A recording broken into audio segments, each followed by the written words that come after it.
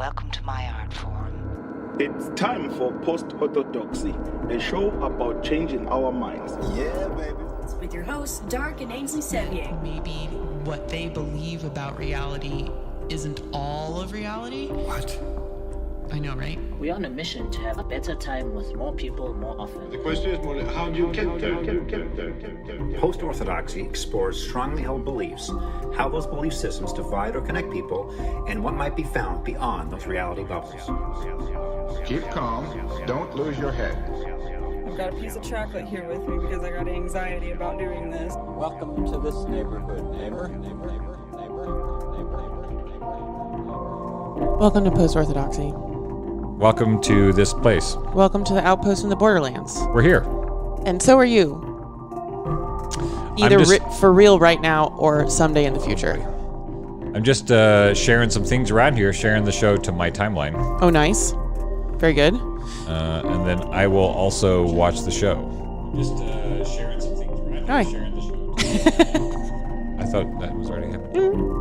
It's okay. It's a tradition now. It is a tradition. It's an imprint at this point. An imprint? Yes, you've imprinted that's always the way it's going to be. Oh, so your energy always makes it be so. Oh, is that what's happening? That's what happens, yes. I'm trying to go big. Go big or go home. Go big or go home. Oh. Welcome to the show. I'm wearing really glamorous clothes today. Yeah, what happened? Well, I wore this in Vegas. Laundry day? No, I just felt like dressing up. It's like a little cute pantsuit. Yeah, with sparklies. With very sparkly. Oh, I meant to bring down my rhinestone mask that I wore in Vegas. Just so that everybody could experience that too. Oh, visually. Boy. Yeah. Because I could wear that. Should you run and go get it right now? And you would still be able to see my lips move. Should you go get it? Nah, I can bring that gag out another show. Oh boy, we can have that conversation another time. That's ridiculous. That was ridiculous. Woo-wee. Welcome to Post-Orthodoxy. We are a show, we like to say that we're a show about changing our minds. It's true. I won't say your mind, because that's not our job. Yeah. We're not here to change your mind. We are sharing our journey of changing our own minds. Because sometimes it's like any other practice, meditation, workout. Sometimes you have to do it for a while. Oh, yeah. Before you figure out what works and doesn't work. I'm in the business of changing my mind all the time. So I've been doing this for a while. I've been changing my mind a lot. I would say I would rather change my mind and know the truth than feel secure in whatever I knew before. I want to know the truth. And because of the crazy world we live in, that means allowing my mind to change. Oh boy. Yeah. So this show is about changing our minds. Welcome along. We may say things that challenge your perspective, strongly held belief, your orthodoxies, the way you think things are. The way you think things are. They may not actually be that way completely. There may be other ways also. Or we might just say something that challenges the way you think things are, and that is threatening enough to some people. Okay, so yeah, let's talk about that. That's a primal animal response. I'm not calling people an animal in a negative or condescending way. It's just a known primal response that if you feel as though you know what's going on, and then something comes along that says, maybe you didn't know what was going on, you have to defend yourself, much like you would have to defend yourself, defend your cave from a herd of saber-toothed hyenas or whatever. You know, I thought of something that bolsters that thing that you just said. Okay. My dad was mostly deaf in one ear, could not hear real well out of the other ear because he was in the Navy and he didn't like to wear those headphones. So and maybe they didn't enforce them because back he's in like a 1956. Tough American man. So he can't hear very well. And my dad has a lot of rage issues. Right. And somebody connected that for me one time. You thought he was just a ragey person. I think maybe he's got some anger issues. Yeah. But somebody explained to me that when you're hard of hearing, and especially for older males from a different generation, right, they often are not aware of what's happening in their environment until it gets loud enough for them to be shocked. And so it becomes a shock because they only often become aware of things in their environment when they're at high-pitched levels. Right. So it does an adrenaline surge when you're like, wait, something's going on, where normally you would be able to see the walk up to the something. Right. I think it's the same thing with information. I think there are people who are culturally deaf They may have only a focused hearing for certain things and ignore all kinds of other things, or not know those other things are even there. Never heard them before. So when those things start to come into the favored view, it can seem like an invasion when it might just be what happens when old ideas die. New ideas start to come and infiltrate. Yeah. And that can be shocking. Yes. It's true. This is a shocking show. It's a shock. Yes. It's been shocking conversations. We started out Post-Orthodoxy from a perspective of talking a lot about getting out of religious cults and religious cult-like thinking. # not all Christians are like this. Right. And because Dark and I both grew up in extremely conservative religious cults, and so you can see it, you can taste it in the water. Just like you might be able to recognize an unhealthy relationship because of something you watched your parents do. You can see the signs way faster than other people can maybe see the signs. So we can see the signs of cult-like behavior really fast, like having a strong gaydar. Right. We have a strong bullshit dar. I like to say that we have enhanced natural immunity to bullshit. Because we had to liberate our minds from brainwashing at the loss of friends, loved ones, and community, as well as personal identity. So we started off doing religion, and then as we got closer to the 2020 election, we spent more and more time talking about politics and orthodoxies of politics, the various political parties, how people felt about them, what the people in those parties were doing, as opposed to what the leaders in those parties were doing. Right. And we had a Democrat friend come up to us and be like, "Well, it was fine when you were just bitching about religion." But now, like, they were like, it was... Because she's an atheist. Yeah, because she... Yeah, but when we started evaluating and bringing constructive criticism to the Democratic Party, that was not okay. That was a sacred cow that we touched. Yes. Nobody speaks bad about daddy. Right. Whatever your daddy is. And people often could not discern between us criticizing policies of the DNC or policies of the party. They often took as personal criticisms of them as Democrats. Yes. And that's the thing that is hard to have nuanced conversations. That's the part of the tribalism that makes this show and these kind of conversations fraught. Very fraught. So if you are watching along and you happen to encounter something that makes you feel uncomfortable and you don't like it, because there are things that make you feel uncomfortable that you do like. But if this is something where you feel uncomfortable and you don't like it, please feel free to go and find another live stream to participate in or another podcast. There are 8 billion people on the planet, and there are people out there who are talking about the things that you find valuable, and there are places where you can feel comfortable and have a good time. We feel very comfortable talking about sticky issues, complex subjects, and admitting that we don't really know what's going on. So since our main platform right here that I'm looking at is Post-Orthodoxy being broadcast on Facebook. Yes. So it's live streaming on Facebook. I have friends from all different lifetimes. Friends from when I was a stand-up comic in LA, friends from whenever I was a tree monkey in Hawaii, friends from when I was a pot grower in Northern California, friends. So these are all different worlds with different people, different, and there's a spectrum of political, religious views within each of those worlds. So I have a really mixed group of folk, and people come and go in my feed. Facebook told me that they were going to limit my viewership, like who can see my stuff.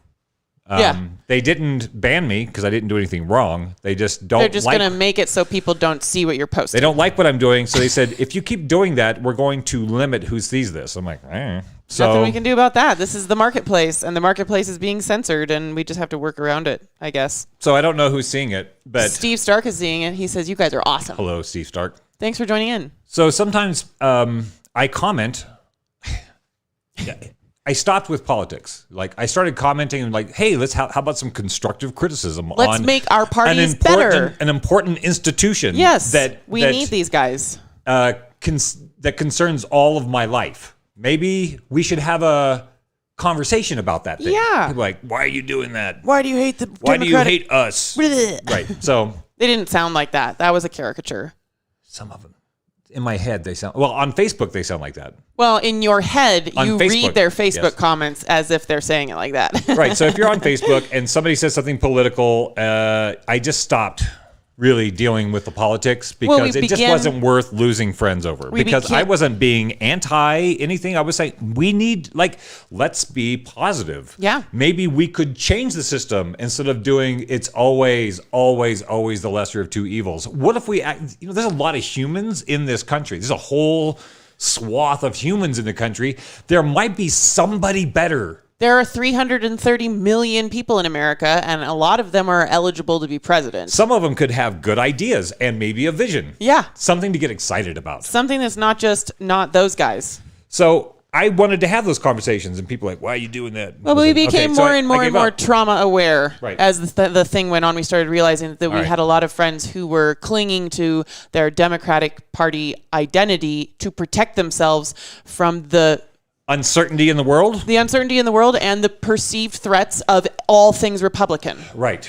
So not all things Republican are an actual threat, much like not all dogs are an actual threat. But if you had a traumatic incident with a dog as a child, you perceive all dogs as a threat. So realizing that people were Facebooking in trauma, I realized that dial it back. Reason, rationality, trying to have nuanced conversations, it just wasn't going to happen. So I dropped it. And then suddenly we have this pandemic thing, right? And then that's been another great divider, the way the Trump-Hillary, Trump-Biden divider was. It just cleaved families and groups and workplaces. Now the COVID thing comes and it's doing the same thing, just separating communities and relationships with people. So it's like this cleave is coming in. So like when I'm on Facebook and I see somebody posting something about COVID and I have done enough research, I do probably 20 to 30 hours of research into this story because it's only the most important thing of the time.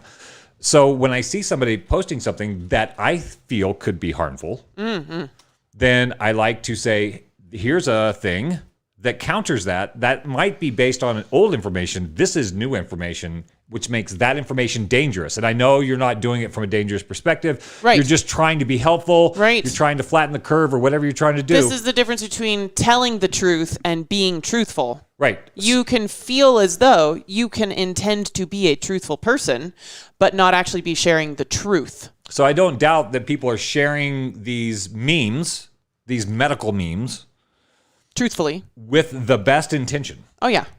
But I can see that it's harmful and dangerous because it's a lie. And so to point out, how do you delicately say, excuse me, you're doing something that might kill people. Sorry. Like what you're doing is endangering people's lives. So like, how do you say? We didn't do it delicately. We just outright said it all last year and got canned from the radio station.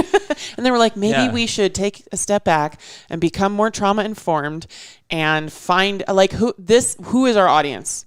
Who is our audience? Who are we talking to? Because at KBMF, we were talking to largely blue dog Democrats and a few interested members of the community from other political parties that happened to make it in through the giant sperm race of Democrats at KBMF. Like just a few lucky Republican and Libertarian sperm sort of made it in there to balance things out, but it wasn't really balanced at all. It was all... and we were saying like... We shouldn't make a medical issue a political issue. These lockdowns are going to kill more people than save lives, and we're seeing the data come in now, and we were seeing the data come in last fall, and people were like, why do you hate people? I would say I would like to go back and listen to our tapes from the beginning of the pandemic because I think we're probably 90% right on everything that we were saying was going to happen. We our assumed, prognostications of like, this seems like a bad idea. You and I grew up in traumatic scenarios and went through traumatic events to get out of those scenarios. Not everybody has done that. And we assumed that everybody was willing to hear the truth over staying in a dangerous situation. We assumed that people would rather know the real data and what was really going on than live in a lie. I assumed that. We assumed, no matter how painful, no matter how awkward it feels to find out that daddy lied to you, no matter how awkward how uncomfortable it feels to realize that your mom is letting you down or whatever the fucking thing is. Like we assumed that our intelligent and well-intentioned friends on the left would rather know the real data and the real money trail and the real paper trail than live in a lie that could potentially be killing people. Yeah, it seems... And so we just sort of said it without being like gentle about it. Yeah, it's which brings us back to like, what is our audience? Super dangerous what you're doing over there. So I have to ask the question, why am I going on Why are you doing this? my friend's comment thread Yeah. and saying things that I know they're not going to like to hear? Yes. Why do I keep doing that? And then you're going to live in this town and have yet even more people think badly of you whenever they see you at the grocery store. All right, so I'm going to try to explain that motivation. Okay. Why would you do that? Here's why I would do it. Here's my understanding of the way the Facebook thing works. There's a lot of people... somebody broke it down. I don't know how scientific this is. Okay. But somebody broke it down that like when you have a mass formation, when there's a mass psychosis occurring, when everybody gets drawn into a narrative, the narrative doesn't have to be real to be perceived or to feel real. Yes. It doesn't have to be real. But so when people get swept into that, the numbers that I heard was like there's usually about 30% of people who are the total zealots for the thing. They really do believe it. Get on board. We're going to do the thing. They're going to tell everybody about it. And proselytize. And then there's another 30%, which I think we would be in that camp of the other 30%. At the other end of the spectrum, that's like, wait, this doesn't add up right. Mm-hmm. I would love to join the party, but there's a critical error. Vocal skeptics. Right. So vocal skeptics are like, we don't like this, and we'll tell you why. And then in between is 40%. Right. Of people who go along with the top 30% because that's their jobs, that's their family, that's their church, right? That's their politics, even though they don't feel as adamant and zealous about it as their friends. They're just going along to get along. Oh, right? If you've ever heard somebody be like, look, I'm just so tired of the whole pandemic thing and I don't really know what's going on and I'm just going to get a vaccine so I just don't have to think about it anymore. So you have the 30% zealots, you have the 30%, what would you call these guys? Skeptics? The 30% skeptics. And I think for me, the audience that I would like to talk to is that 40%. In the middle. That could go either way, depending on where the most compelling argument is. That if someone were to present them with valid data and facts. No, not necessarily that. No. We tried that. Not necessarily that. There has to be a sort of emotional, social reason for them. So maybe there's a punk element of people who are like, there's a rebellious nature that will make people want to go, whether they understand why or not. There's a sexy nature of like, you know what? We've been saying this for a long time and we're starting to be proven correct. And the illusion is starting to fail on the zealots. Then there's the people that will start to look askance and say, how do I get in with the cool kids? Okay, so that's a vibe. And that's not necessarily about data. It's just about a story. Finding out. It's joiners.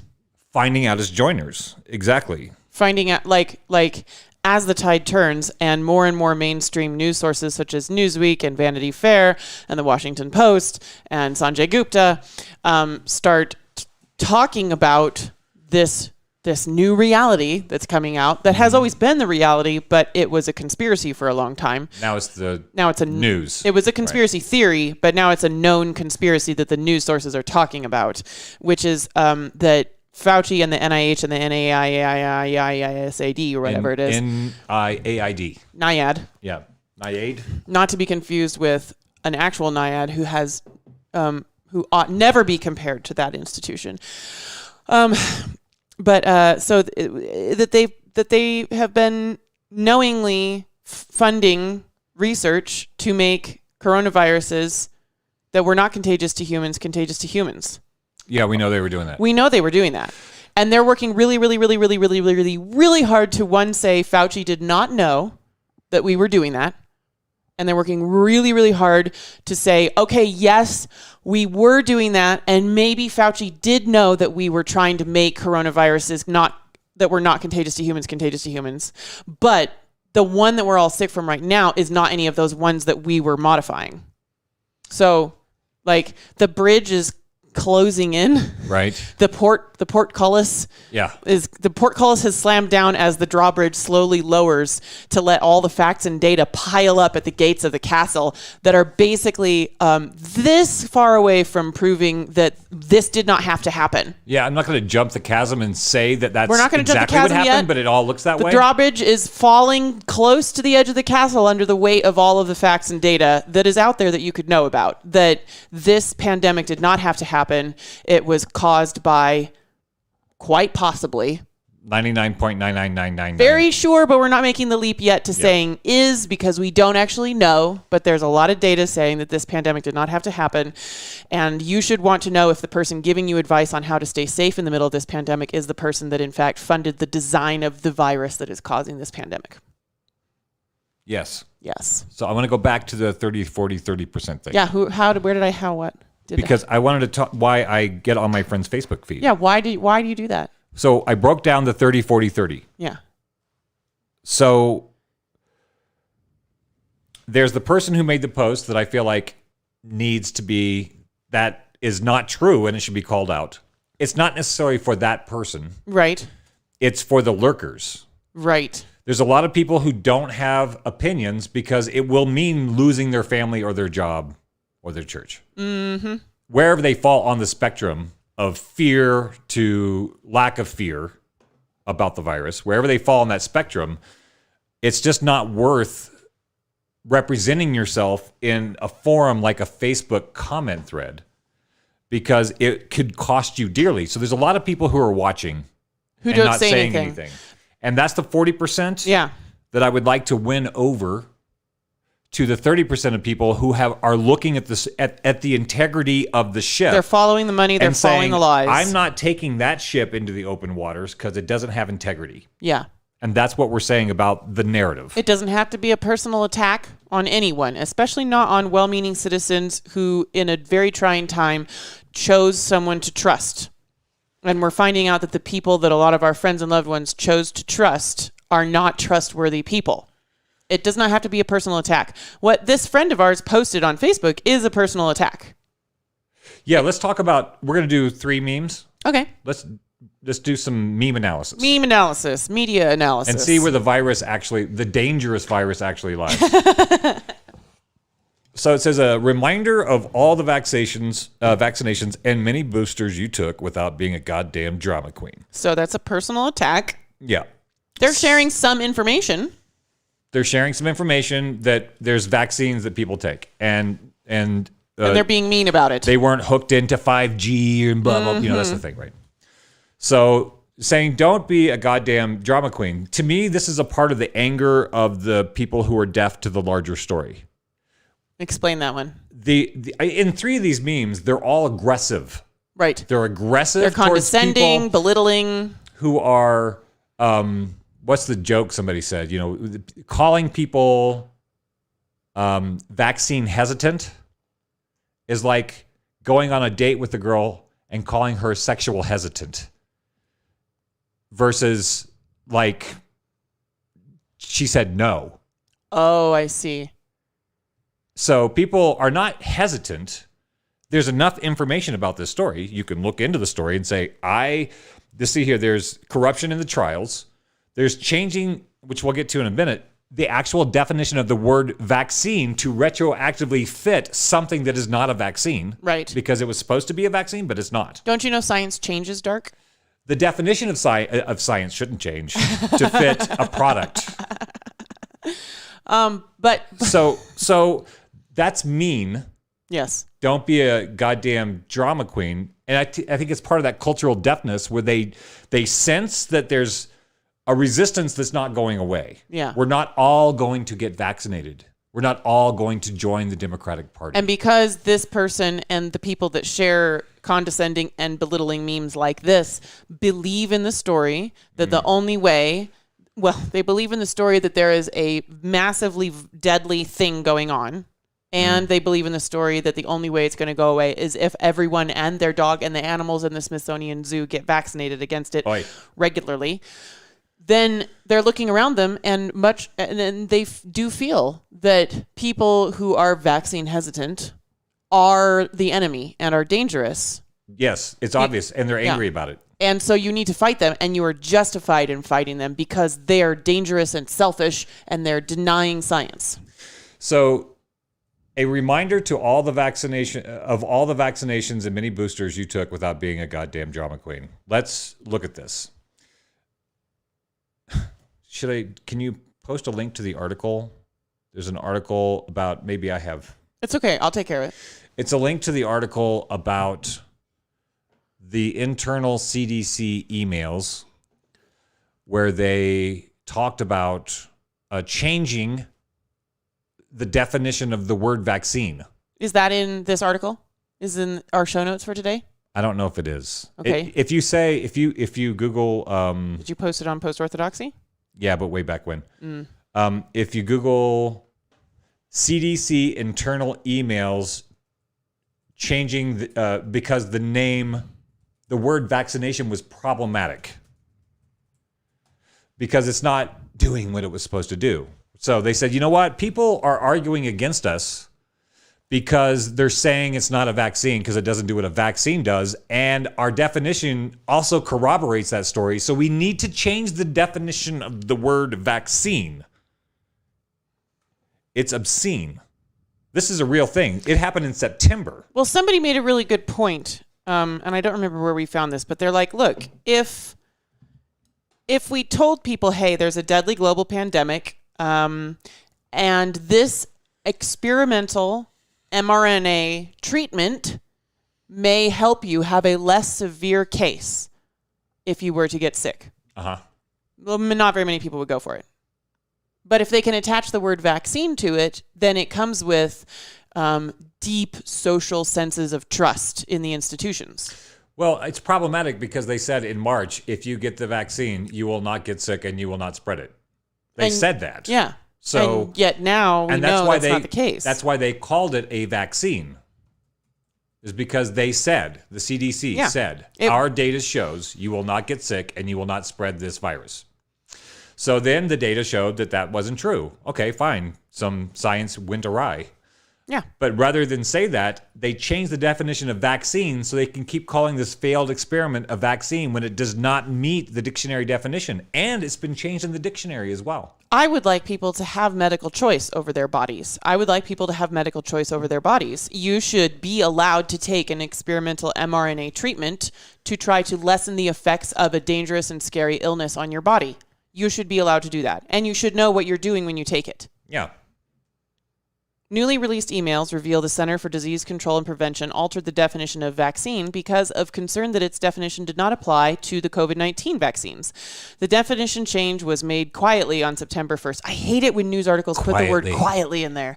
They didn't have a parade when they changed it? Just because you didn't hear about it doesn't mean it was insidious. We can't make assumptions like that because it smears all investigative journalism everywhere. What outlet is that?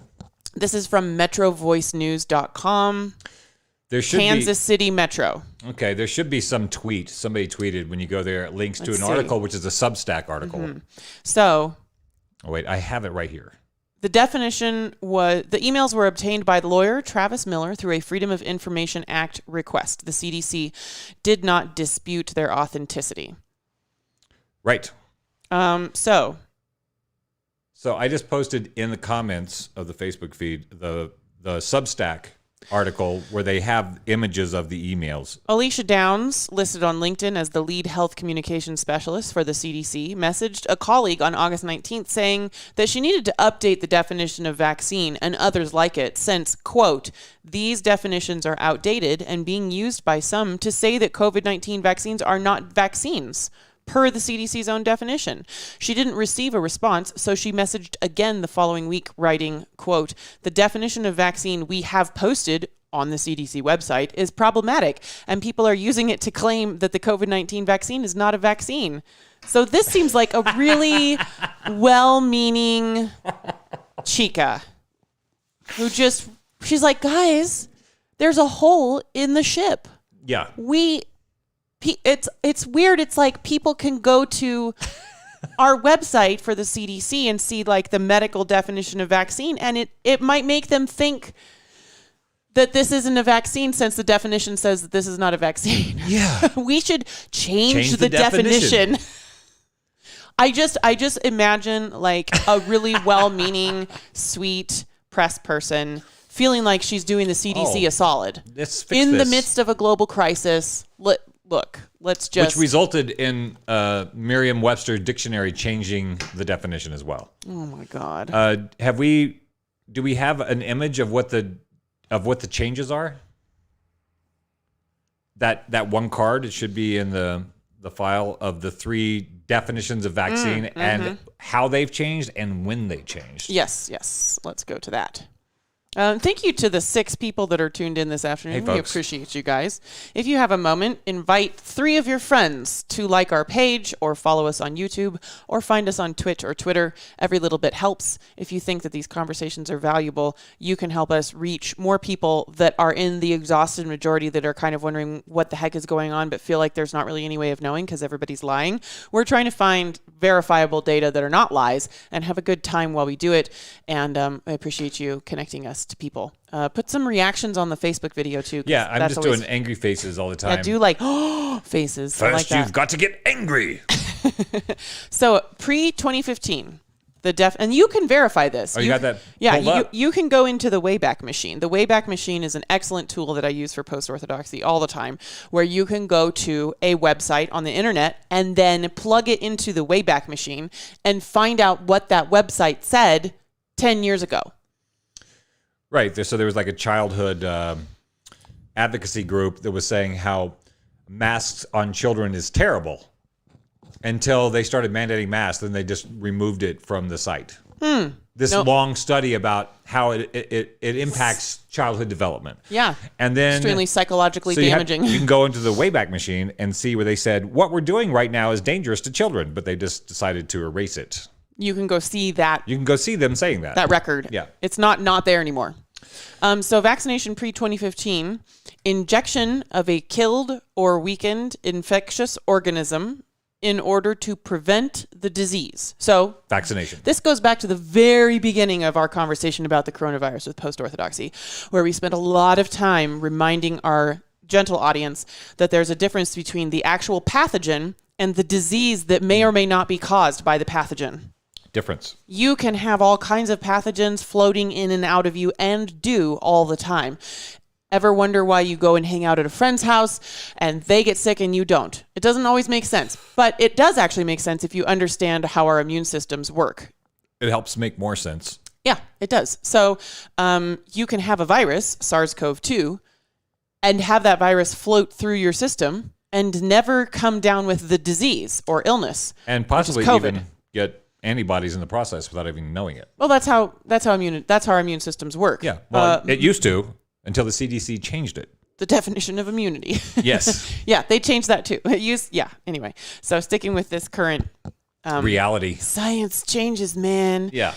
So in 2015, I'm so curious to go back and look at the world events that were happening at that time and see why they changed this definition. But in 2015, they changed the definition to the vaccination, the act of introducing a vaccine into the body to produce immunity to a specific disease. So this is more vague and open to interpretation. They're introducing a vaccine. They're no longer introducing an actually weakened version of the illness. This could be a vaccine, a synthetic thing. It could be anything. It could be anything that a vaccine now could be vaccination now doesn't mean you're getting a tiny bit of chicken pox in you so that your body learns how to fight off chicken pox. It could mean we're giving you something that's sort of like chicken pox so that your body will sort of learn how to fight off chicken pox. But they're still claiming it will give you immunity to that disease. So what they did with that definition is they said introducing a vaccine. So that could be anything. It doesn't have to be a live virus. It could be mRNA. It could be that and still be a vaccine according to the 2015 definition. However, that vaccine, what they did in that switch is rather than being the live virus that keeps you from getting the virus, what they're saying is this is a drug. This is a therapeutic or a drug that we're going to call a vaccine that will then give you immunity. That was that definition shift. Something that we're going to introduce into you. A drug.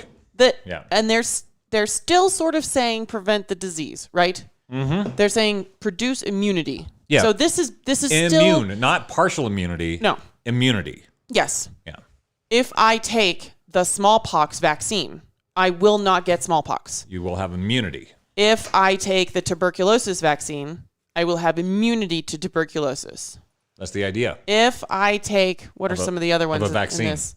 What if I take smallpox, let's polio, see, hepatitis, diphtheria, rotavirus, diphtheria, tetanus, pertussis, HIB, PCV, IPV, MMR, measles, mumps, rubella, and varicella. Yeah. I will not get those things. So that's this little chart of previous vaccines. Great.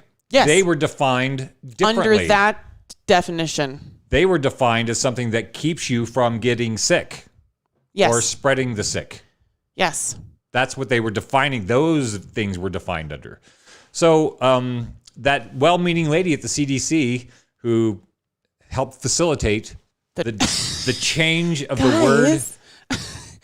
Yeah, I can just see Alexis from Schitt's Creek. Yeah.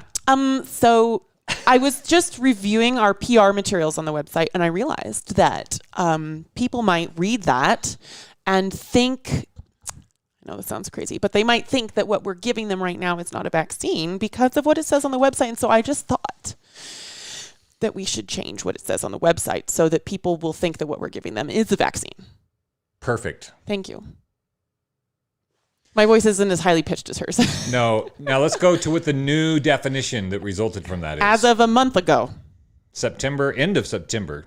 The act, vaccination, the act of introducing a vaccine into the body to produce protection from a specific disease. That's different than immunity. Yeah. Seems like that would be noteworthy. And then I guess Merriam-Webster just went along with it and said, "Yeah, let's see what vaccination says." I would guess the definition of vaccine itself has probably also changed. Oh, it has. Yeah. The act of introducing a vaccine into the body to produce protection from a specific disease. If this is actually what vaccination is, then I would like to know that. And I would like our news media to tell people that that's what that means. And I would like our politicians to tell people that that's what that means. And I would like people in school to learn that that's what vaccination means. The introduction of something into the body to produce some protection from a specific disease. People should know that. And they should have the choice to do that to their bodies if they want to. So let's look at vaccination. The dictionary definition. Okay. How do I make it go there? It just says, right, the first thing that comes up. And this is the Oxford definitions in Oxford languages. Treatment with a vaccine to produce immunity against a disease. Okay. Inoculation. Vaccination against yellow fever is essential. So according to Oxford, the CDC is lying to you by using the word vaccination for something that it doesn't. I thought you said the Oxford dictionary changed. I heard Merriam-Webster did. I have to look it up. Oh, I see. We got to fact check ourselves, folks. We don't want to be sharing bullshit like dictionary definitions changing when they're not. Okay. Let's see what. Oh, that's vaccine. We'll get to that later. Yeah, we'll get to that. Definition of vaccination by Merriam-Webster.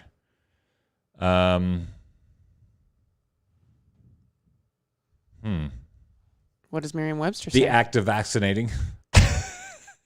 Okay. Or the scar left by vaccinating. Can you click to the act of vaccinating? Noun, vaccination. Okay. Noun. I thought vaccination was, yeah, I guess it is a noun. Holy cow. What? It's just, that's all they have.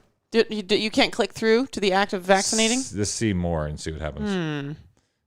Examples of vaccination in a sentence. They've totally truncated the definition. Okay. Let me look up vaccinating. I pulled up this Substack article. To administer a vaccine, usually by injection, or to perform or practice vaccination. They're just going around in circles. They're not telling you what it is. God damn it. Okay. What the hell? All right. Language is falling prior apart. CDC, the long-standing, at least since 2015, definitions of vaccine and vaccination. Vaccine, prior to September 1st, 2021. a vaccine, a product that stimulates a person's immune system to produce immunity to a specific disease. Immunity. Protecting the person from that disease. Vaccines are usually administered through needle injections, but can also be administered by mouth or sprayed into the nose. And then on September 1st, the CDC, at the prompting of this sweet PR lady, changed their definition so as not to make the public think that what they're getting is not a vaccine. Was she an actual PR person? Yeah. It's so funny. This is what a vaccine is now. A preparation. That's a word.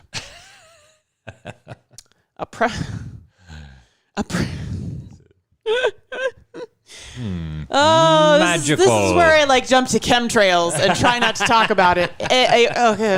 A preparation that is used to stimulate the body's immune response against disease. They completely left out the part where it's supposed to produce immunity and protect you. So it just stimulates your immune. Bitch, the actual virus can do that for me. What they are saying is our failed experiment has caused us to have to alter reality in order for it to be correct. This is not stuff we're making up. No, this is the CDC emails. The mRNA treatments, now mRNA technology has been being researched for a long time. The treatments that people are taking that fit the new brand spanking new definition of vaccine, the treatments, the preparations that people are taking may help some people. But we don't know that. You can't prove that you would have had a less version of COVID if you had not been vaccinated. No, there's no way that's not provable. It's like my 35-year-old bodybuilding doctor who said that he got the vaccination and then got COVID, and it sounded just like my COVID, a 52-year-old chain smoker of 30 years. His sounded about the same as mine. Yeah. And he attributed his to being good because he got the vaccine before. I got the vaccine, therefore my version of COVID must have been less than it would have been. This is my doctor. So guys, what I'm trying to tell you, we're not making this shit up. We do sometimes make shit up and we tell you. We're like, we're theorizing about this thing. This is not theorizing. No. The director of the CDC has openly stated these things that now fit the definition. These preparations will not prevent you from getting sick, and they will not prevent you from carrying and spreading the virus. Vaccine passports are unethical. Completely unethical. Oh, she also said... And pointless. Those that got early vaccines, which I think are the same as the present vaccines, are susceptible to an increased risk of infection.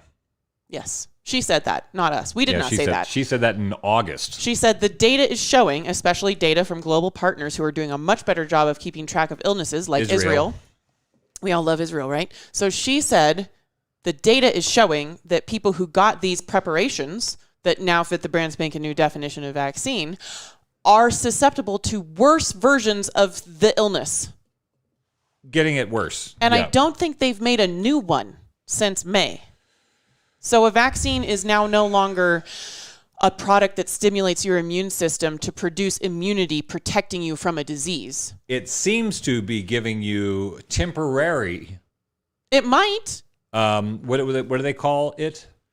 Temporary stimulation. What is that? It's not even saying it's making no promises. It's just a preparation that is used to stimulate the body's response. Oh, so it's supposed to give you an enhanced response. No, it doesn't even say enhanced. No, but that's what they're claiming it does. It's just stimulating the body's immune response. When they said, okay, it's not a vaccine, they didn't say that. Yeah. But they said, this vaccine isn't going to do what we said it was going to do.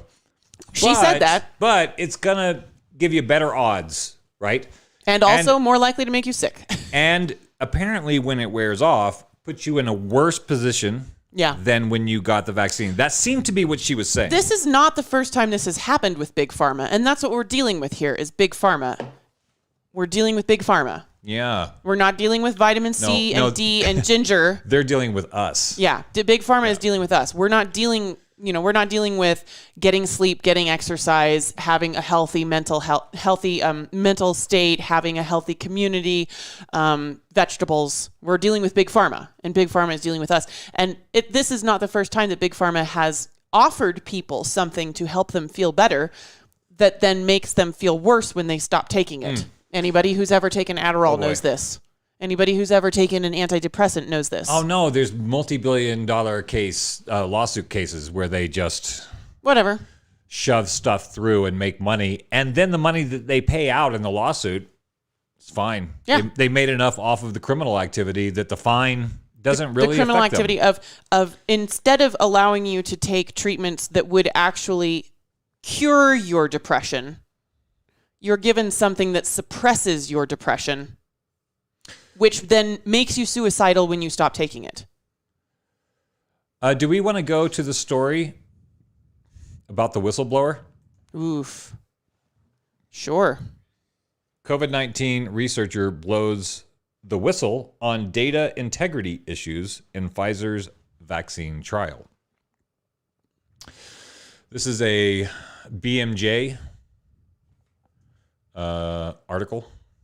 Came out this year. Came out, I don't know, November this month. So let's get into, I'm going to read a little excerpt. What is the BMJ?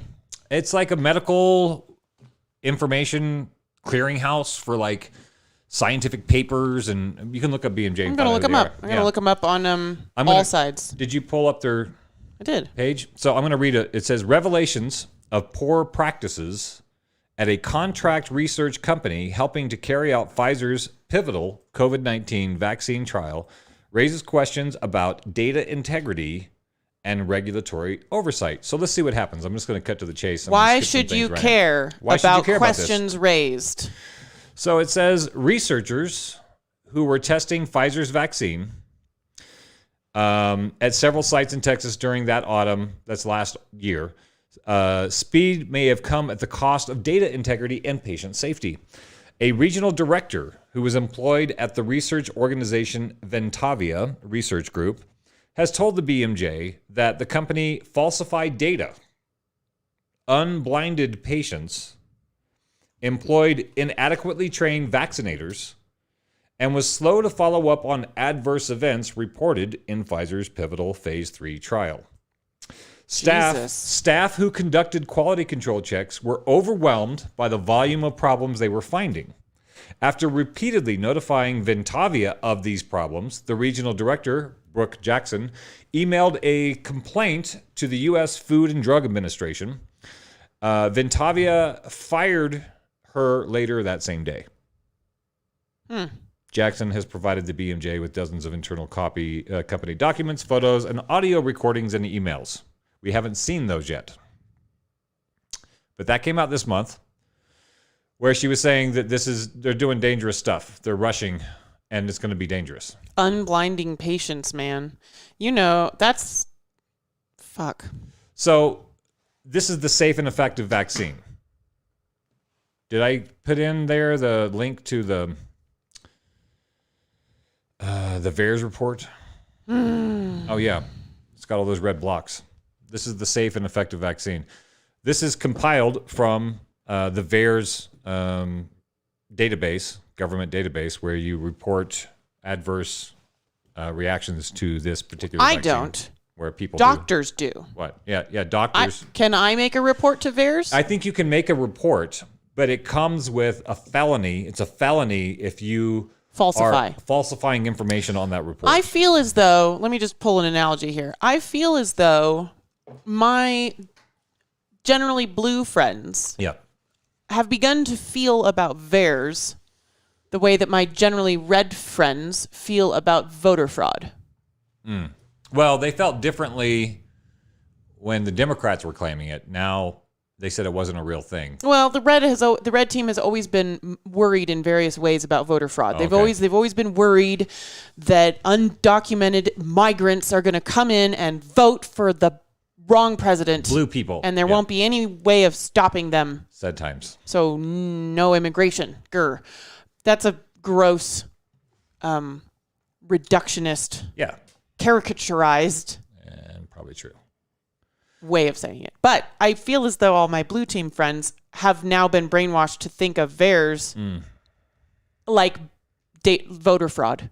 Yeah. Like I can go with you on these that. 900,000 reports of vaccine injury are probably all fake. That's what they, yes. Well, because it goes against their narrative that this is a How many people pandemic worthy of destroying the economy and an entire generation of children's lives for. How many people Too harsh, but died in the U.S. from COVID so far? Let's find out. they say in like 600,000, 700,000. Total death, 775,158 Yeah. out of our 330 million people. That sucks. That does. I feel sad about people dying. Yeah, I don't think people should be dying. I think a lot of those people didn't have to die. And we should be mad at our politicians and our media people for keeping us from knowledge of preventative treatments that may have kept people from dying. Still doing it. Yeah, still doing it. Actively downplaying treatments that are not vaccines. We could just talk about vitamin C and vitamin D. Like super normal stuff that's been around and known to be beneficial for a really long time. We know everyone's vitamin D deficient, especially in the wintertime. Or we could go all the way and talk about ivermectin, which you're not supposed to talk about. No. Now, you may be one of those people that thinks that ivermectin is a veterinary medication. It's not. It can be used that way. It is a medication that is used in humans and in animals. Yeah. Nobel. But even if it were literal veterinary medication, they're still... If it was saving people's lives, wouldn't you want to know? Yeah. Mammals are pretty similar. Yeah. But I mean, like, that's the point. That's like the thing is like your friends and loved ones may have been brainwashed to belittle and condescend and beat up people verbally online over taking what they think is a veterinary medication. We shouldn't fucking care. If we're in the middle of a global pandemic and someone wants to try taking a veterinary medication to save their goddamn lives, fucking let them. Yeah. But it's not a veterinary medication. It's a human medication and a veterinary medication. It's been around for decades. It's been prescribed to billions of people. And there's documented evidence now of it preventing extreme versions of coronavirus. All over the planet. Knocking it back down to a bad cold state. Yes. 5 days. Bad cold. Yeah. Fuck. Anyway. 775,000 U.S. citizens, by the current data and by the current definitions and metrics, have died of complications from SARS-CoV-2. That sucks. We have 856,000 reports of injuries from the vaccine. So far in the U.S. Yeah. In the U.S. And there is... about 20,000 deaths. I've heard it repeated by various sources that I trust, which I'm not going to name here because I can't pull them up suddenly, is that VAERS is historically, traditionally an underreported site, that they make it onerous for medical practitioners to report these things. And there are incentives to not report these adverse reactions. I would like to reach out to some of my because I know a lot of people. I know a lot of hashtag hero to zeros. I know a lot of hero to zeros. I know a lot of healthcare professionals who have just realized that they have to be silent about what they think is actually going on with this treatment and this illness and the things that are being done to people in hospitals. Otherwise, they'll lose their job. Or they speak up and they lose their job. Right. Hashtag hero to zero. You could know about that. You could go to Twitter. You could You don't have to have a Twitter account. Nope. You could just go to Twitter and put in hashtag hero to zero and read stories about people, medical professionals, scientific and healthcare workers who are not saying the same things, who aren't saying the things they're supposed to say. Can we go to another mean meme? Yeah. Let's go to the Jeff Tillich one. He's super... What does it look like? It's black. It's a dark tweet. It's not in this document. Oh, it's not? Well, I mean, I see. Jeff Tiedrich. That guy. Okay. I don't know who this guy is, but I don't... Here's a meme. I don't like him. I don't like him. Holy fucking shit. Vaccine mandates are causing teachers who don't believe in science to quit, nurses who don't believe in medicine to quit, and cops who don't believe in public safety to quit.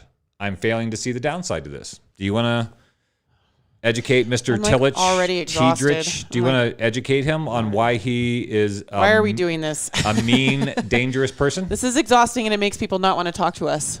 Yeah, I know. But there's a lot of lurkers that are this is the whole thing. It's always about planting. It's about planting seeds.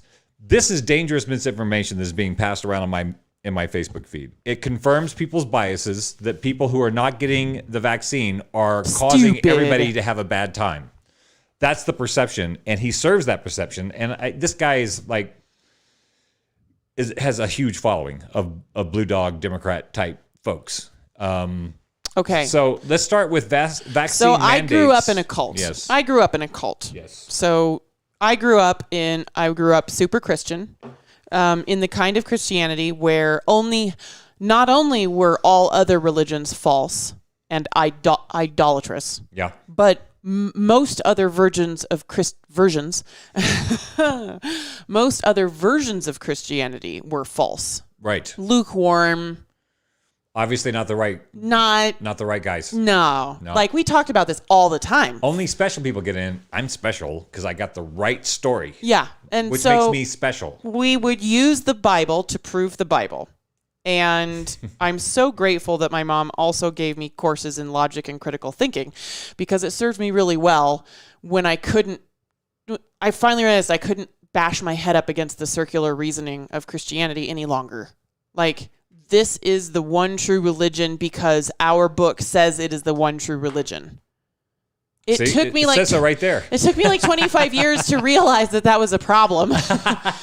Also, I was a child, and go easy on me. Yeah. I was a child, and everyone that I knew and loved, and all of my authority figures, and my entire social circle believed these things. And anytime someone would doubt Christianity, it was very easy to explain why they were doubting. They were doubting because they were sinful. Maybe they were a person who was cheating on their spouse, and their sin was making them doubt. Or they're just bad people. Maybe they were a person who was, quote unquote, struggling with homosexuality, and that sin was making them doubt. It wasn't that the Bible was doubtable. It wasn't that the story was doubtable. It was that there was something wrong inside of these people that made them doubt the story. And that's what I see in this quote. This is what I see in this quote by Jeff Tiedrich. Yeah. What he's saying is the story is true. And anybody that begins to wonder if the story is not true, it's not because there's anything wrong with the story. It's because there's something wrong with those people. Right. That's what I'm seeing. Exactly. So he uses that thing that I see so many people on the left using. Being an asshole? Teachers who don't believe in science. Science is not to be believed. Please stop believing in science. That's the whole point of science. If you're believing in it, it's not belief. science. It's a challenge belief. If you're believing in something, it's not science. It's a religion. You can trust an authority figure.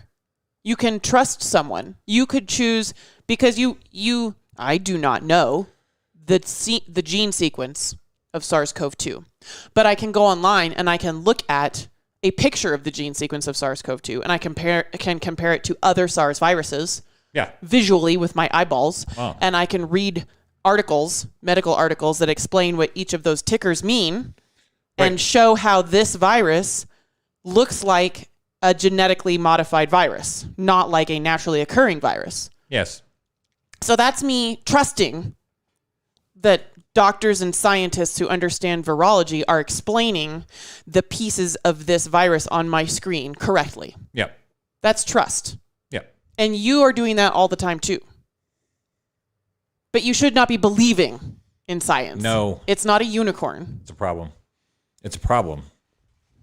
Even other virologists and scientists have to trust people. So that meme is mean. It's another mean meme.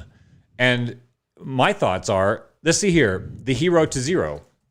He's doing the hero. This is a part of the Hero to Zero. Remember all those healthcare battle. heroes and they had like the Superman capes on them on billboards and shit? Yeah, this is being shared. That meme of that Jeff Tidrich or whatever his name is, that meme is being shared around by the pajama class, by the people who could afford to stay home and stay safe while the heroes and the frontline workers were out there saving the world from COVID. And now they're turning on those people and saying they don't want to comply with the thing that I complied to. I can't be wrong because I'm Jeff Tidrich. They're wrong because that goes in the face of my narrative. So they went from hero to zero because they don't want to do what I think is the only thing to do. Yeah, because very fundamentalist. Because he believes in the story. He believes in the story. And so I recognize that. He's being mean. I recognize that as someone who used to believe in a story also. So this guy is being shared by nice white women in the suburbs who think that people who don't want to get this preparation/vaccine treatment must be a Republican, are people who hate people. Yes. So it's okay for me to be a bitch to them. Yeah, it's totally fine. Because that would be the only reason that all of these doctors and nurses and teachers and policemen and politicians and scientists are stepping away from the mainstream story and speaking out against it. The only reason they're doing that is because we have suddenly like this rash of assholery on this country. That's right. I mean the planet, the entire planet. I really can't wait to share that piece we found this week about the MEPs. Europe, the European Union MEPs that got together and were like, this is shit. We requested the data about Pfizer's vaccine and they sent it to us and the entire thing is redacted. Yeah. We're being told to push this treatment to our citizens in our countries. Yeah, trust it. And we are not even allowed to see what is in this treatment or what this treatment is about or what agreements our government's made with the people that are producing this treatment for profit. What do they call that? Preparation. This preparation? Yeah. No, it's a vaccine now. Oh, it's preparation. Anyway, those guys are great. So, He's really so. He's really so? He was like this, Ukrainian or something. I don't remember. But I think he was from Italy. I don't think so. Or Spain? Anyway. It was Eastern Bloc something. Yeah. Yeah, but he's like...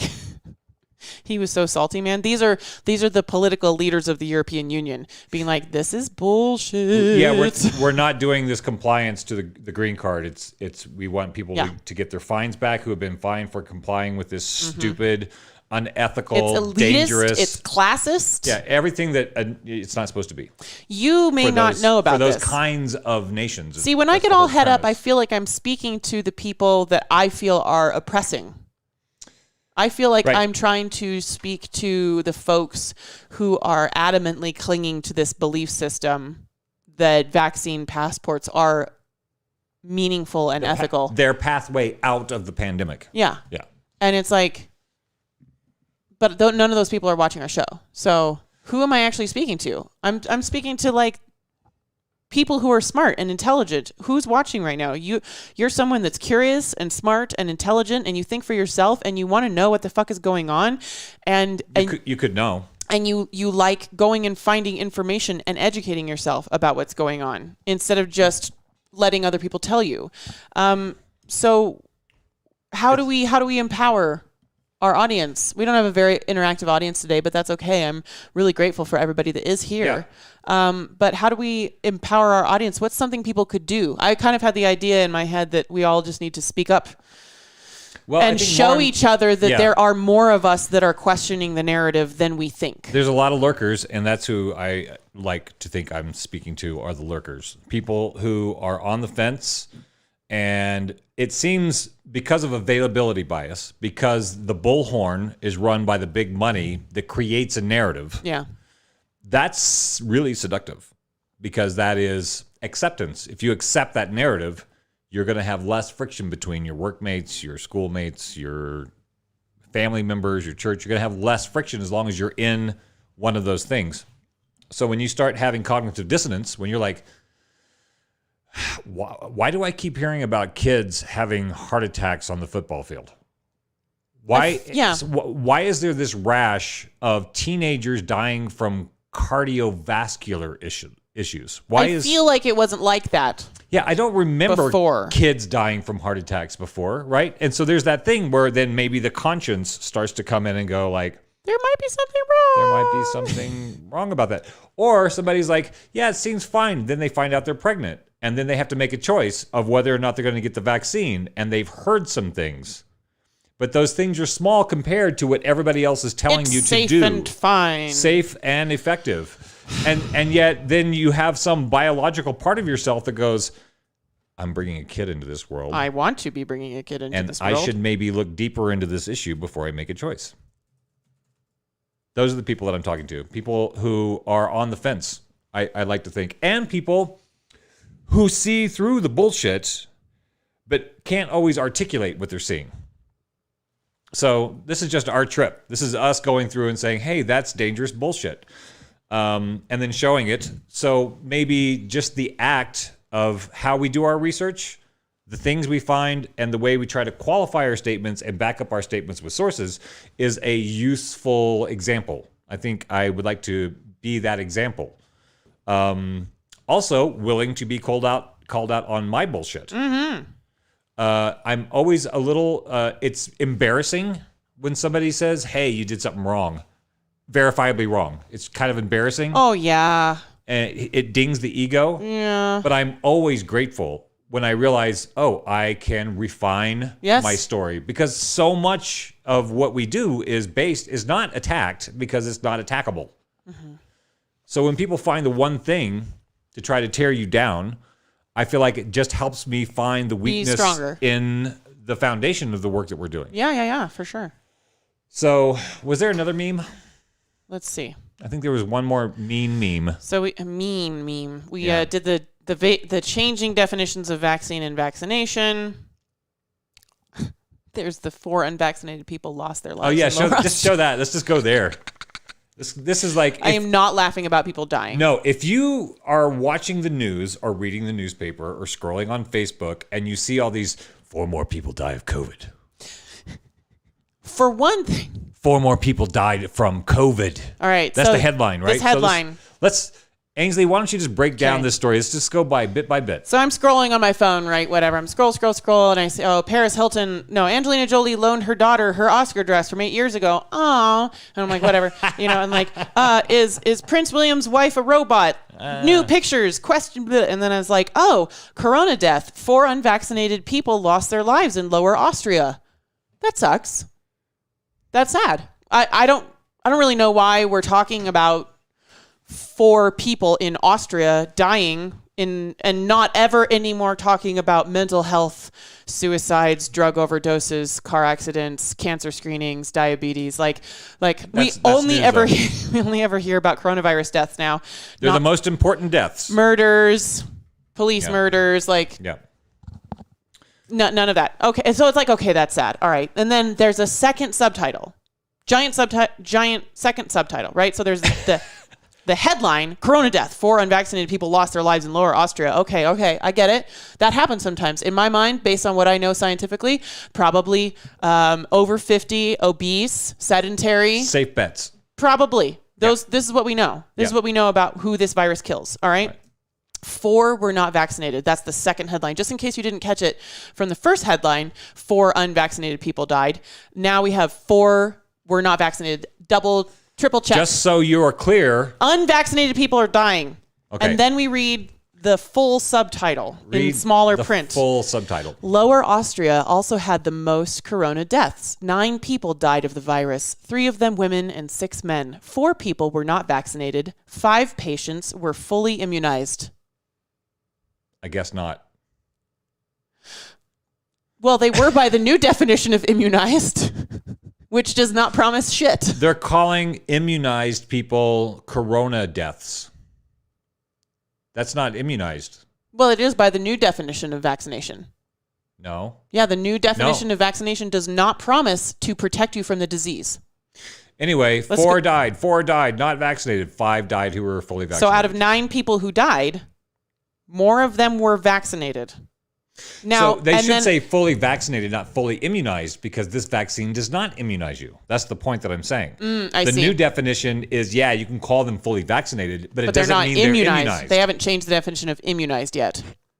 If you're immunized, if someone says you'll be immunized, you ought to at least still be able to assume that means you won't get sick. Yeah, well, that's what it's supposed to mean. So that is hysterical to me. And sad. And this is why you don't, people are like, where's your degree? I'm like, just look at this. Yeah. You don't have to have a degree to see blatant propaganda and fear tactics aimed at a class of people who are not complying with the shitty narrative. You don't have to be a genius to figure that out. Right there. Right there. That's just emblematic. That's just one that is just so bad, but it's indicative of the entire fucking narrative. I can't believe this made it out of somebody's office. Just keep saying I'm vaccinated. Say it more. It's because the fuckers know that you don't actually read articles. You just read headlines. I didn't read the article. I didn't need to after the headline. They gave us 3 headlines. Oh, jeez. Oh, God. Well, and when I see this, and I see this is manipulative. So manipulative. This is manipulative. As soon as I see that, I am immediately suspicious of the 4 unvaccinated deaths. You want to know why?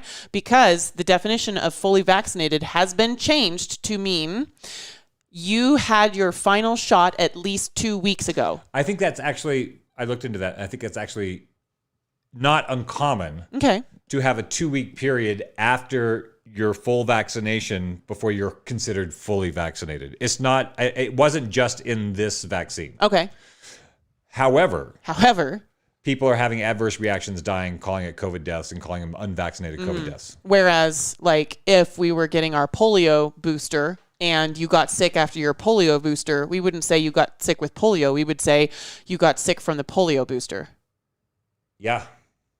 Which happens to kids all the time. Vaccine, what do they call that? Vaccine injury. Yeah, vaccine injury. Okay, all right. So I did find that out, and I just wanted to be clear about that because that's a standard vaccination thing. I don't want to spread that around. Yeah. I don't want to spread around misinformation. Right. So in any case, I am immediately sus of these 4 unvaccinated deaths, and I'm wondering if all 4 of them were people who had not been given any SARS-CoV-2 vaccine at all. Or if they had been given some SARS-CoV-2 vaccine and had an adverse reaction too soon to be considered a fully vaccinated death. Yeah, I was reading, I wish I pulled that meme up. It was from UK right now. 85% of COVID deaths were fully vaccinated last week. Really? 85% of the COVID deaths. Go look it up right now. Yeah. So there's that meme.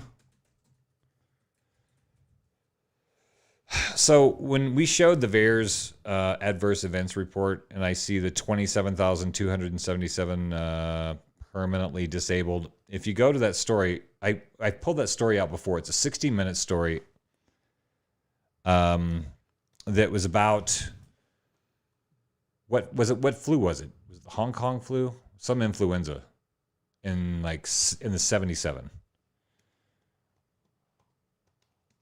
MERS? SARS-1? No, let me look it up. 60 Minutes, 1977 pandemic. I feel swine flu. So swine flu. Okay. I almost want to just watch this whole goddamn thing. It's so good. I kind of want to watch it right now. We don't have the capability to watch it right now. We don't? Yeah. Why? No videos? You want to watch that on our live stream? No, I'm just saying. Here, I'm gonna share the link. Yeah, share the link, and I'll tell you about this piece because it's pretty. I think it's pretty fucked up. So this is 60 Minutes being journalism. 60 Minutes being journalist talking about something, and I don't know when this thing came out, but there was a 1976 swine flu. There was this massive rush to vaccinate everybody, even though I think there were only 4 cases. I think they had 4 cases. They were all isolated to one army base, and one guy died because he had the flu and was marching around with a 60-pound pack and died. Yeah. So there's this massive push to get everybody vaccinated to stop the swine flu. And then a lot of the problems that we're seeing from this vaccine, we were seeing from those vaccines. People were losing their ability to walk and having neurological disorders, and all these problems started coming out. And then there was a big lawsuit. They were taking celebrities and having celebrities endorse this, that the celebrities didn't know their name was being used in the endorsement of getting a goddamn vaccine. You could do that back then. You can't do that now. So then there's this massive lawsuit. And geez, there was a revolving door between the CDC, the FDA, and the pharmaceutical companies. A guy who used to work here is now here, and this guy's over here. So it was what is happening now happened before, except 60 Minutes said, look at this bullshit. Yeah, and they're not saying that this time. There's no 60 Minutes to do that now. Oh, really? Well, there's 60 Minutes, but they're not going to... All right. They're not going to shit on their advertisers. I pulled it up. We're going to give it a try. We're going to try my Franken version of playing this. Oh, yeah? Yeah. Yeah, let's just watch that, and we can stop it and comment about it and draw some parallels. I think this is huge. We're going to see if it works. Yeah, let's see if it works. Okay. All right, so. See if we can get audio. Click. The flu season is upon us. Which type will we worry about this year? And what kind of shots will we be told to take? Remember the swine flu scare of 1976? That was the year the U.S. government told us all that swine flu could turn out to be a killer that could spread across the nation. And Washington decided that every man, woman, and child in the nation should get a shot to prevent a nationwide outbreak, a pandemic. A pandemic. Well, 46 million of us obediently took the shot. And now 4,000 Americans are claiming damages from Uncle Sam amounting to $3.5 billion because of what happened when they took that shot. By far the greatest number of the claims, 2/3 of them. Oh, no. 4,000. Only 4,000 people. That was 4,000 people. Out of 40 million. Let's see here. In the current VAERS vaccine adverse event reports, 18,000 deaths. No, 21,000 if you include all the miscarriages. Right. 27,000 permanently disabled. How many heart attacks? Oh, heart attacks? 8,000 reported. These are all just the reports. 95,000 urgent care. 133,000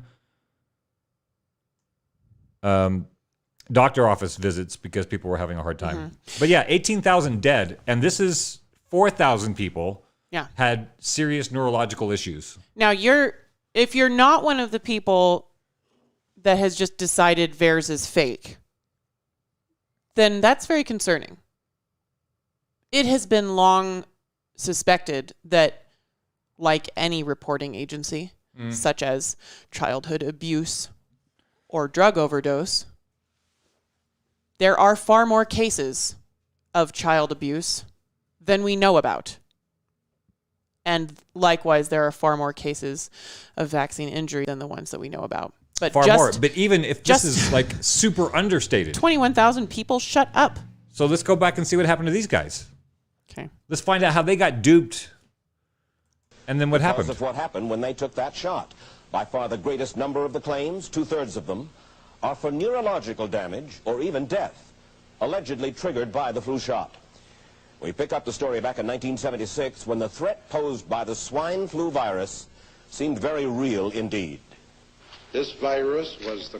I definitely have my videos off a little bit, but yeah. So, swine flu threat, how are you feeling about that? So, it's worth watching the rest of that video. I put a link to it in the comments on the Facebook thing. They talk about a lady who was paralyzed for a while. What happened to not even one? What happened to not even one death? What happened to... So every time we get a conversation down to the point where we're talking about the extreme unlikelihood of dying from SARS-CoV-2, we're talking less than 1% of the global population. Less than 1% of the global population has died. Right. From this virus. And it's terrible. And it's terrible. And so is all the other kinds of deaths. What happened to less than 1% of deaths? Like, what happened to, like, we want zero death? You know what I'm saying? I'm going to go look that up right now. I'm going to take our VAERS numbers, and I'm going to go to my percentage calculator. Nobody's going to like this. And because I grew up Republican, I'm going to include the miscarriages as deaths. That's because people, when someone reports a miscarriage, it's because they wanted that baby. I'm laughing because it's sad. It's fairly this is another article that I wanted to talk about on the show, which is an incredibly difficult article to look at. This is from a news organization called the Expose. They're a non-corporately funded... British, right? They're from Britain? Yeah, they're out of Britain. It's a non-corporately funded rag outlet, whatever you want to call it. And I'm going to read a couple of things from the article. Here's the headline. CDC scientists admit they did manipulate study data to show the COVID-19 vaccines are safe for pregnant women, as researchers discover 91% of pregnancies resulted in miscarriages following COVID-19 vaccination. Now, that's kind of like, whoa, what the hell are you talking about? You would think we would know that, right? Yeah, that's horrible. So let's go into this. In July this year, 2021, the expose exclusively revealed how data had been manipulated by scientists carrying out a real-world study for the CDC, because they have recently said totally safe for ladies to go get the shot who are pregnant, right? To show that COVID-19 vaccines were safe for use during pregnancy. The authors claimed that the number of people to suffer spontaneous abortion or miscarriage during the study was 104 out of 827 completed pregnancies, equating the risk of miscarriage at 12.6%, or 7 to 12% lower than the risk of miscarriage in general population. Yeah, you can find that on the CDC website.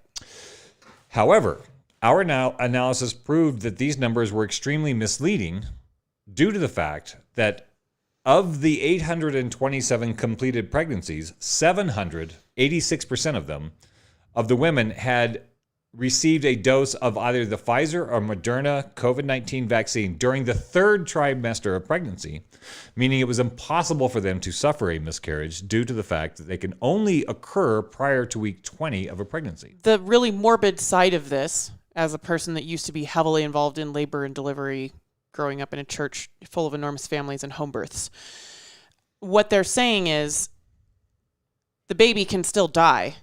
It's just not considered a miscarriage anymore. It's considered a stillborn baby after that point, because you're considered viable and eligible for hospital and taxpayer resources to be used to save your life if you've been in utero for 20 weeks. At that point, they say we can probably save your life if you're born sometime after 20 weeks. But what this study is saying is that it's only counted as a miscarriage medically and scientifically before 20 weeks. After 20 weeks, it would be considered a stillborn. So this meant that just 127 women received either the Pfizer or Moderna COVID-19 vaccine during the first or second trimester, with 104 of the women sadly losing their baby. God. Therefore, the rate of incidence of miscarriage was 82%, not 12.6%, as presented in its findings of the study. And the authors of the study have since admitted that they made a mistake, issuing a correction 6 months too late, because the study has been used to justify COVID-19 vaccination of pregnant women and new mothers around the world. And then he has the notes from the CDC saying, yeah, that's right. Yeah, oh, geez. We have no idea how this is going to affect male fertility. No. And we're probably not really ever going to know, because guys most of the time don't go get their fertility levels checked. Yep. Well, I'm not like super stoked on billions of people having more billions of people. However, I don't know if this is the right way to go about curbing population. I also don't think that you should have that choice taken away from you. Exactly. I'm not like that point yet. No, thank you. Yeah. I think there are some cynical people that would feel like, in a managerial sense, geez, too many people. Maybe we should.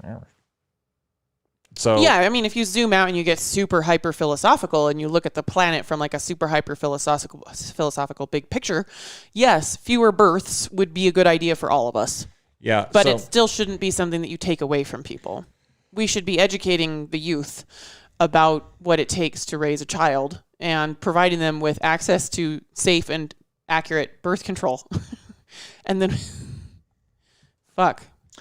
So anyway, there's that story. that seems like that would be on the news. Right. But it's not on commercial news. It's on some internet newspaper that is funded by the folks. Apparently, that's what they say. So what did you find out? I'm just digging through some studies on the CDC. The CDC website, of course, claims that it's safe for pregnant women. And then right underneath, they say, what we really mean is it hasn't been proven to be dangerous for pregnant women. And it's like, that's not the same thing as knowing that it's safe. Yeah, they keep but calling people are going to see that headline and assume that means that it's safe, that we know that it's safe. So there's a pivot. Like Pfizer has 2 pills that's supposed to cure COVID now, right? So they're like, see, it's safe. And we're going to like, wait a minute. Where did this come from? Like, where were the trials on this? Pfizer has a new medication now? Oh, my God. 2 pills, 2 different pills that are supposed to like knock it out, take care of it, right? Or you could take some fucking vitamins. You could, well, preventative is good. No, I mean when you're sick. Yeah, so they're saying take this Pfizer thing when you get it. And they're going to charge like, I think the first pill they came out with was like $700 a pill or something. Oh my God. And I think this one is equally priced. But yeah, they found it. And now, okay, you don't like the vaccine? Here, take this pill. It's safe. They said that with the vaccine. God. And people are like, oh, but now this pill is here. And they said it's safe. The vaccine didn't work. And I'm sick. I'm sure this pill will because they said so. Yeah. Yeah. Crazy times. Total crazy times. Well, you want to wrap it up? Yeah, I'm ready to wrap it up for the day. Was there anything else on the sheet that didn't get addressed that is important? Let's see here. What was this? There was one little thing I wanted to read way up. You mentioned all of the teenagers and athletes dying of heart attacks. Yes, heart attacks we talked everywhere. About that. Yeah, that's a horrible video to watch. Just all these people. Yeah. Not just high school kids, but young people, 40, 30, 20. Bodybuilders. Having heart attacks. Suddenly. Football players. Fully vaccinated people having heart attacks. Yeah. Peaceful myocarditis. You can follow that hashtag on Twitter also. Yeah, Why are we talking about this? We're not like sitting around getting off on spreading conspiracy theories. We're trying to find the truth. And we're doing that because something smells fishy. There was one more meme. George Washington mandated inoculation against smallpox. The Supreme Court has ruled state vaccine mandates to be constitutional for more than a century. We've had vaccine mandates, including for things like attending public schools, for generations. Grow the hell up. This is another mean. This is another like mean thing. Spanking. It's like the spanking. They're spanking you. It's a bad dad spanking you. Bad dad spanking. So yeah, smallpox is not zoonotic. That means it did not start in animals or go to animals. So you can manage it in a human population. Yeah. We can actually be done with that part. It won't necessarily go endemic the way that a coronavirus can. And is already. The Supreme Court has ruled state vaccine mandates. Well, they also ruled it when vaccine was an inoculation against sickness. They ruled a vaccine mandate for travel and education and employment purposes when you taking that vaccine would keep you from getting the illness and spreading it to other people. When vaccines were known to stop to provide immunity and provide immunity. Yes, they did that. So now he says we've had vaccine mandates, including for things like public schools and generations. Yes, we have, but those were also vaccines. When they would provide you immunity and stop community spread. But this treatment does not do that, and the director of the CDC has already said so out loud on TV in August. So these are three memes that we did in today's show that are mean. Yeah. They're mean memes that are spreading dangerous misinformation. Yeah. By good-hearted, kind, pajama class retirees. Well-meaning people gone rogue. They're angry.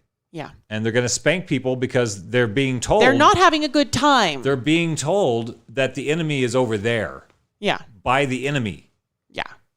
The people who are lying to them. So, you know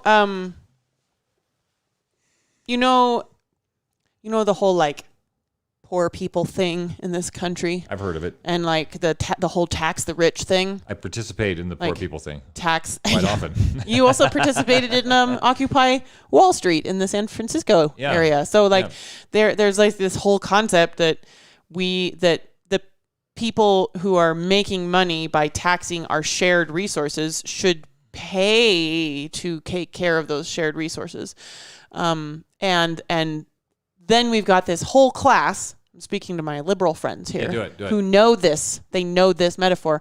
This whole thing where politicians and big money brainwash our well-meaning middle-class neighbors to think that it's the poor people that are the problem. Like, we know that happens. Our liberal friends, we all know that story. Like the rich people. They encourage the pajama class, that little thin line. The tiny bit of middle class we have.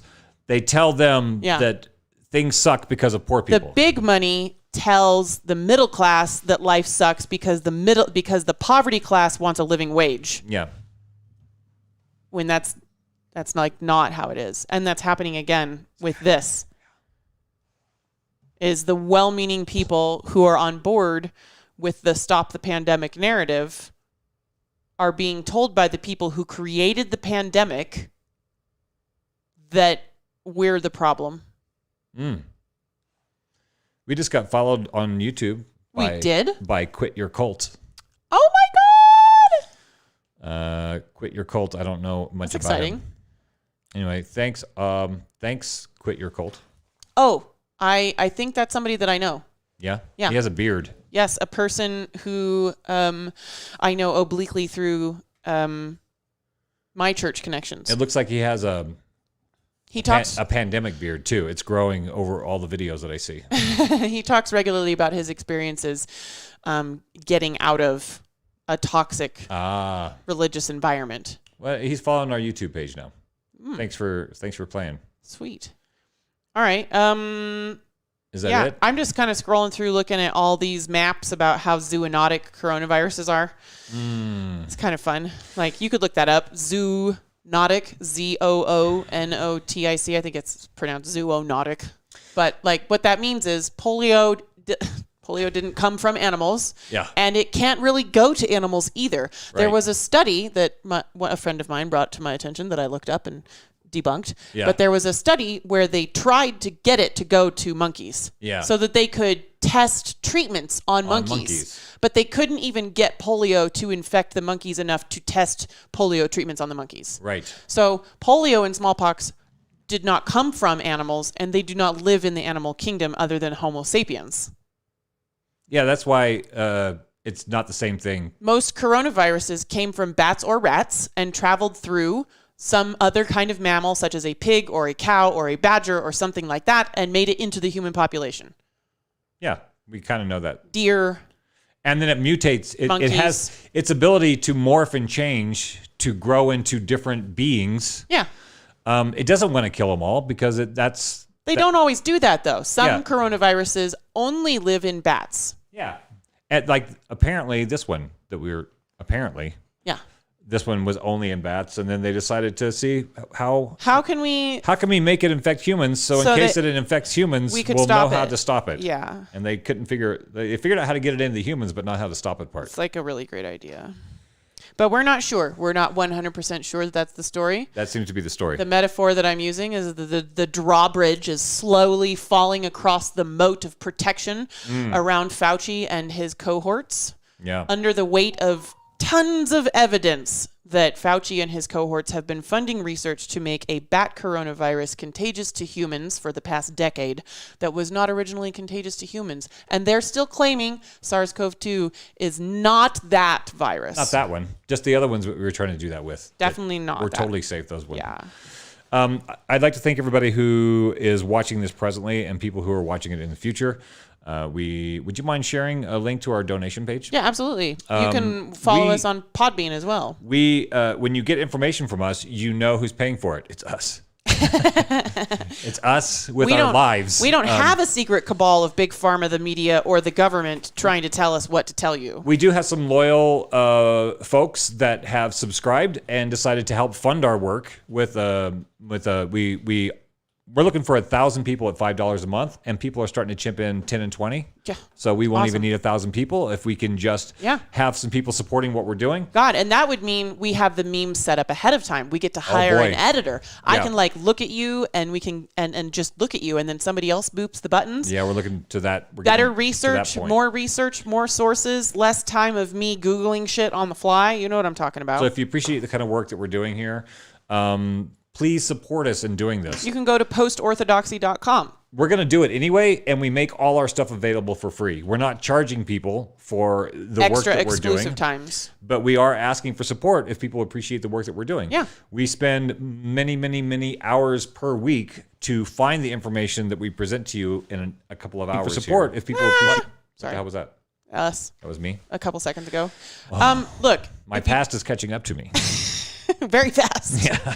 If you don't have $5 a month or $10 a month to share, you can like us on our platforms. That makes a big difference. Right now, Twitch, Facebook, we're trying YouTube, to get people to follow us on Twitter because we would like to be having conversations that are more open-minded and less censored. And Facebook censors people. Facebook just makes it so you just don't know that we're posting anything. They told us that they are. Yeah.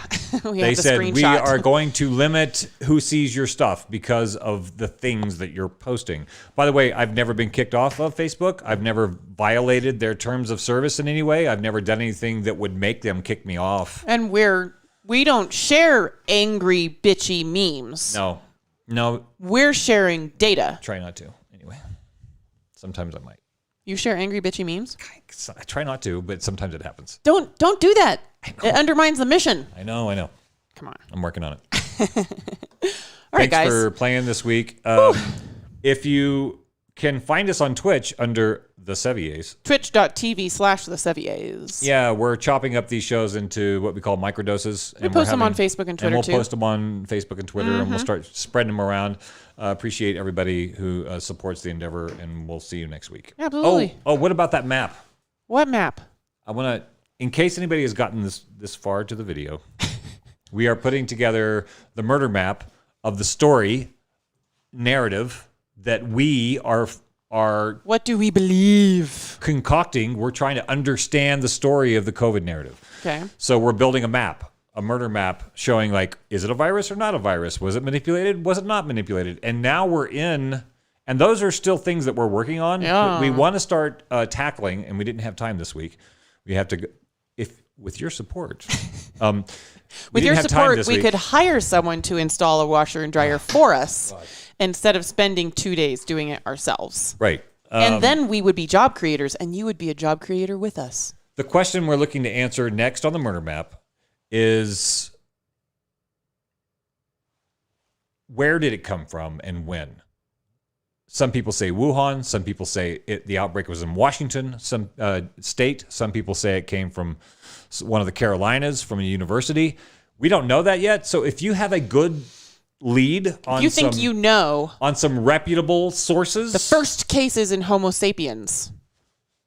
What? Yeah. When did humans first get it? Was it Wuhan? Was it Washington? Was it South Carolina? Was it Texas? Britain? Was it Britain? If you have a good source on that information, please let us know. Yeah. We're going to be digging into it and see if we can answer it. And if we can't answer it, we'll at least have the theories that we found, and we'll move on to the next question until we can nail that one down. We'll be like a scientist and make a hypothesis and move on. This is our hypothesis. It seems like the most likely scenario. We look forward to be proven wrong because we would rather know the truth. Yeah. Thanks for playing, folks, and we'll see you next week. Oh, my gosh. I'm tired. Tired? It was exhausting. Oh, our outro isn't playing yet. Why is our outro not playing? Come on. Is there a volume button? Ding. I pressed play. There was a problem playing this audio file. Oh. All right. Well, I guess we're just going to do a cold ending to our show. Thanks, folks. Thanks, guys. We appreciate you.